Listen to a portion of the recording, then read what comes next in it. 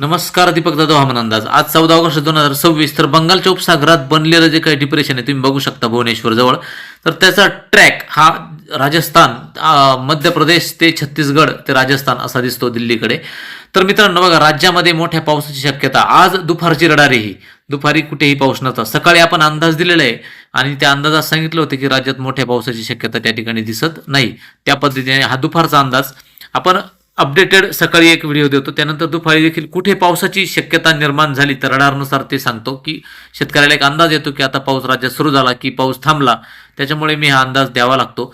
तर बघा, राज्यामध्ये विखुरलेल्या स्वरूपात कुठेच मोठ्या पावसाची शक्यता नव्हती. तुटक ढग तयार झाले होते.